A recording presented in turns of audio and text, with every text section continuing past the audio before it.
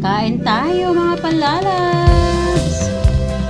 Yummy! Na ating ulam, syempre, ang sili. Galit na galit ang sili natin. Freshly harvest. Tinan nyo naman.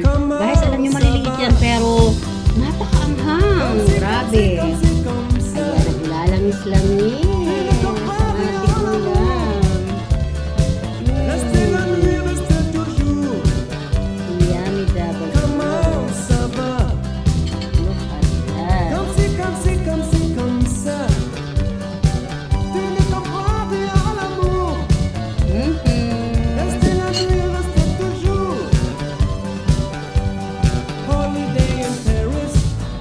Ang charap. Charap naman. Ang ating ulam. Pag ganitong ulam, guys. Kahit pagod na pagod ka kalilinis, talagang buhay ang appetite mo. Sarap. Look at that. Makakatulog ganito sa sarap, guys.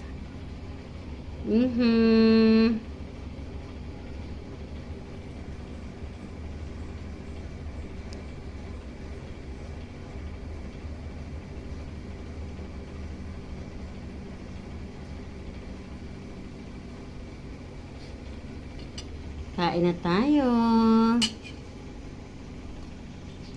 Ayun. Alam niyo na, Tita Wen na mahilig sa isda. And sili. At sili pa more. Hindi ako actually mahilig sa pork eh. Pero yung bagets ko mahilig.